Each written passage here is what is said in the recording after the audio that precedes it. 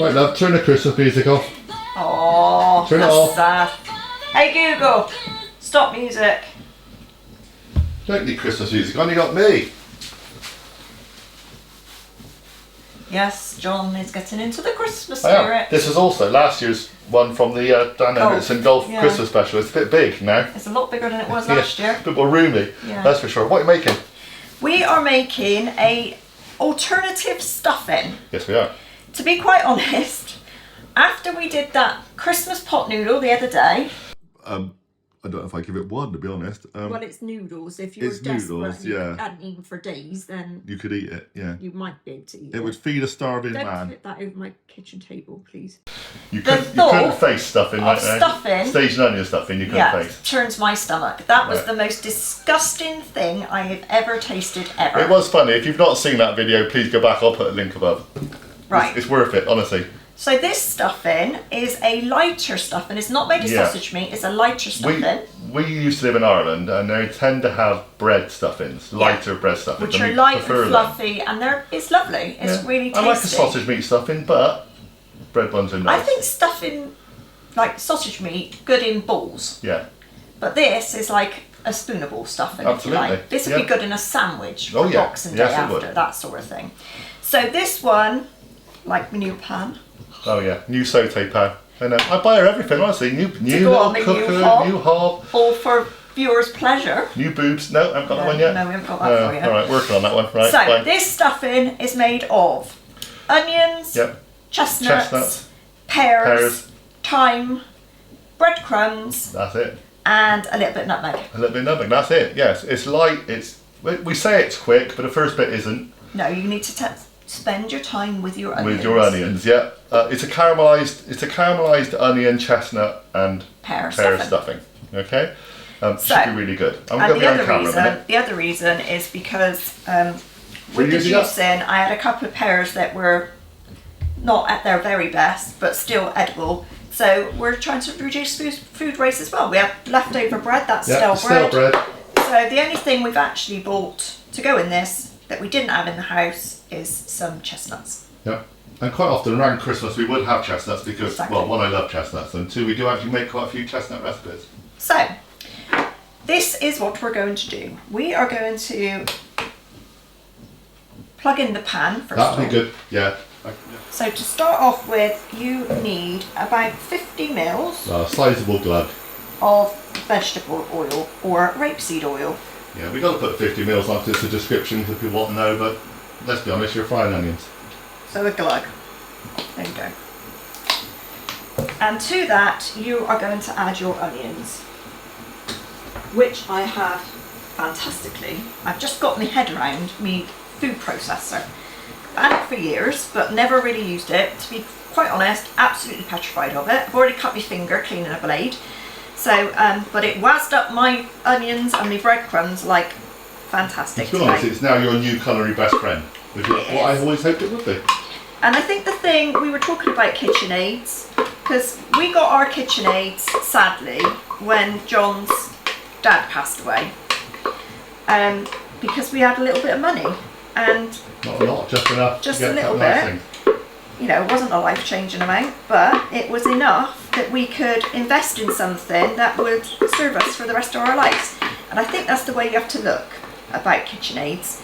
If you do a lot of cooking and you like to cook, then invest in something that's going to last. Well, invest in decent equipment all round, things that last, like even your pots and pans and the things that you actually cook your trays and stuff you go in the oven. You want heavy duty ones because light ones are fine, but they don't last very long. No, they buckle and they rust, quite frankly. So we're going to get this onions going. Sizable pinch of salt. Sizable pinch of salt. Need, yeah. Sorry, got the salt. So hopefully, not sure if it'll be done before Christmas, but I'll do my best. I am going to be setting up a new website which will have all the affiliate links to all the things that we tend to use on this channel and maybe even on the golf channel as well. So you can go and obviously look for that. We've got descriptions of why we like certain stuff, but we will try and keep you informed about that in the fullness of time.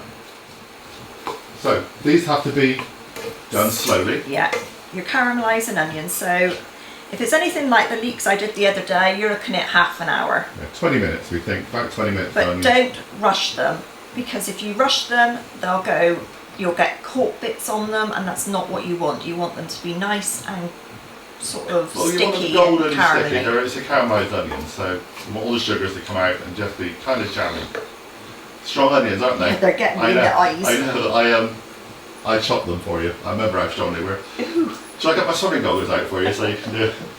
It's getting me in my feels. It's Christmas. I know. We'll come back in 20 minutes.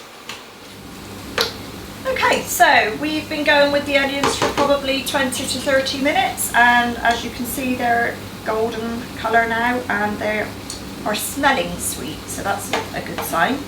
When you're cooking your onions, cook them as low as you can. Low and slow is the way to go. But if you do find that they start catching, just add a little bit of water. But to be fair, I've not needed to do that with these, and I think the salt probably helps with that. So the next thing we're going to add is our chopped pears. It's 2, and they're just chopped. I just chopped them roughly. The stuffing in the book has got some nice slices of pear on the top to serve it, but we're not serving this on Christmas Day at the minute. We're just trying this out, so we don't need the fanciness. Yeah, just core the pear, make sure obviously you don't want the core. Yeah, take the core out. You don't need to skin it, just take the core out and chop it. I would suggest probably not chopping it too finely because it's going to cook down. So yeah, it's going to go in the oven later as well. Yeah, you want some substance to it. And then the next thing you're going to do is to add your thyme as well. Quite a lot of time. Yeah. Half a bunch. And then you're going to cook this for another 10 minutes. So that's been going for a good 10 minutes now, and the pears are soft basically. It's just sort of gone to a mush. So the next thing you do is you transfer it to a large bowl. So let's just turn this off. Into a large bowl, your onion and pear mixture goes.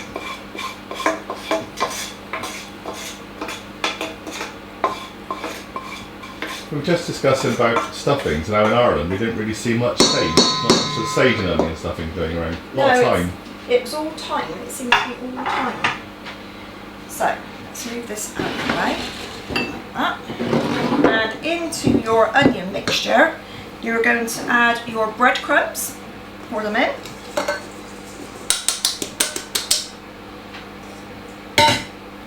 Your chestnuts. And obviously you can chop those as big or as little as you like. And then a grating of nutmeg. Now obviously some people really like nutmeg, others might not be so keen, so I do it to your taste personally. So I'm probably going to do about a quarter of a nutmeg. To be honest, the recipe we're using is from the Delicious magazine, and the chef on there is actually saying, I think a whole one for grating, but then that's up to them. Exactly. Yeah.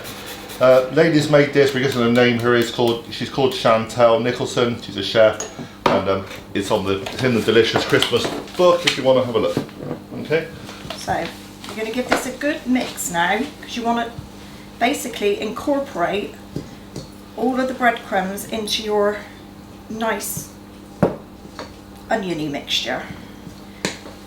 So again, don't rush it.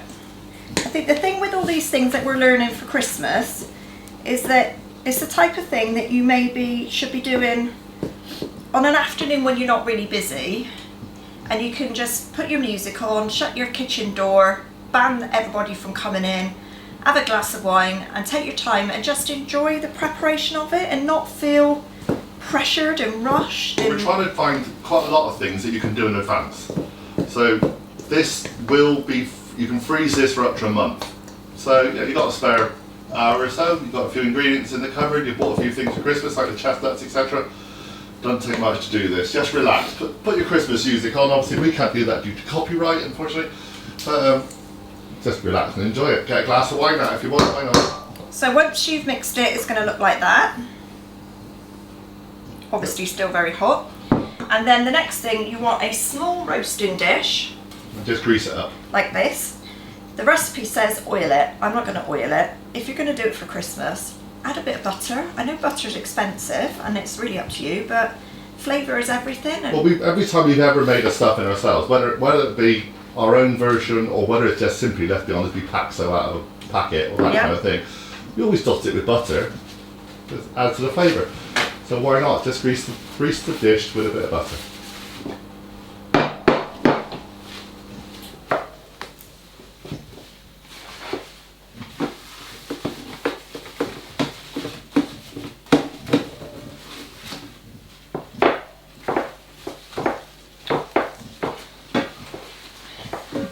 Now obviously they're saying for decoration, when you put this in the oven, you can put some sliced pear on top.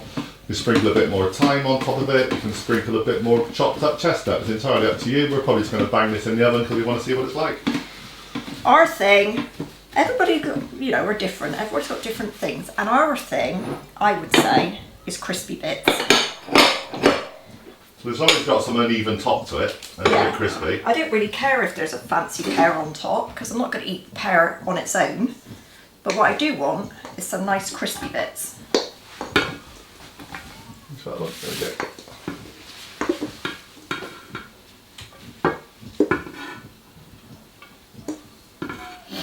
Does it say in the recipe, John, how many this would serve? Because it's a fair amount. Must admit, I didn't look. I will check for you. Serves 4 to 6. 4 to Not 6. 46. Yeah. 4 to 6. Yeah. Family thing. Again, some people don't like stuffing, some people do. But like I said, I think the great thing with this recipe, excuse me a minute, is that this would slice beautifully the next day if you like a bit of stuffing in your or even eating it Boxing Day crumbles up, sandwich. it's fine. I mean, there's so many, well, we've seen so many recipes now, or so many sandwiches out in different supermarkets, etc., which all have stuffing in for Christmas. Why not? So, that's what it looks like. So it's going to go into the oven for what, John? 15 to 20 minutes. On? Oh, you're asking me too much now. I'm reading very quickly here. 180 fan, gas mark 6. Okay. 180, we'll leave the oven to warm up. Put it in for 20 minutes, did you say? 15 to 20 minutes? 15 to 20 minutes, yeah. To be honest, most of it's already cooked. Or literally just Exactly. cooking through the You're crisping up your breadcrumbs. Crisping up the breadcrumbs and getting the fats all kind of amalgamated with it. Exactly. So we'll come back when it's cooked. I'll show you a picture. Yeah, see you in a bit. Okay, so that's been in the oven for a good 15 minutes, maybe a little bit longer. As you can see, it's gone nice and crispy on the top. So we're going to dish a little bit out onto a plate and have a little taste and see what we think. As you can see, it's quite soft. It's not like a stodgy thing. It's nice and crispy on the bottom too. And it's quite a loose, light stuffing, which is what we like. John, you're going to come in and have a little try? I reckon it's cool enough to eat for you. I reckon it's boiling hot, but... Well, exactly, yeah. Thanks for that. Okay. Yeah, that's pretty hot. You can see what is in it though, that's good. I like to see what I'm eating, as opposed to a stodgy mess. It's really nice. The fruitiness comes in. Nice. I think that's enough time in it. Absolutely. Any more would have been overpowering. It's light. Yeah. It's almost fluffy. Yeah, it's almost fluffy. It actually comes apart in pieces. Almost like they made a clumps of rice, but it's the bread. It's like little clumps of bread, little nuggets. Crispy bits are good. Oh, I guess the other thing was when we used the leftover bread, it was stale bread that we had. Yeah. We actually had a bit of cheese bread left. That's what I was going to say. We had a piece of 3 cheese bread left as well, so there's Very nice. that in it as well. So that's excellent. I definitely recommend that you try it. If you don't really like stuffing, I think you'll like this. It's not. It's not what you expect. No, it's not. But it's light and it's tasty, and it's not something that's going to make you feel full and. No, I think you can use it for Loaded. pretty much every meat. I don't have a problem with that. No. It's got fruit in it, so you can use it with game. It's definitely a poultry kind of thing, but you could use it with pork. Oh, I just had a piece of pear. Yeah. Nice, isn't it? Yeah, you get like little flavour bombs of different things. It's good. Very good. That's exactly the thing. The problem with some stuffing is it's just all the same. You eat one mouthful, it's exactly the same as the next mouthful, but this isn't. And based on the fact that it's basically all leftovers, apart from probably the 8 chestnuts that you need. Yeah, which could be leftovers because there's plenty of recipes in chestnuts. Absolutely, a lot of people have chestnuts quite a lot. We tend not to, but so apart from that, we've used leftover bread, leftover pears, a couple of onions, and 8 chestnuts and some thyme. What can go wrong with that? Give it a go. Honestly, you'll love it. Let us know if you do try it. If you're not subscribed, please do subscribe. It doesn't cost you anything, but it makes an awful lot of difference to us. And we really would love to try and get to 1,000 subscribers by the end of the year. That would be fantastic. If you are subscribed, make sure that you hit the notification bell so that you can see whenever next thing's coming along. There are a lot of things coming along at the minute. We're working really hard to get you daily content out for the build up to Christmas. So I hope you enjoy it. Give us a thumbs up, make a comment, interact with us. We love talking to you all. And Merry Christmas, and we'll see you all again soon.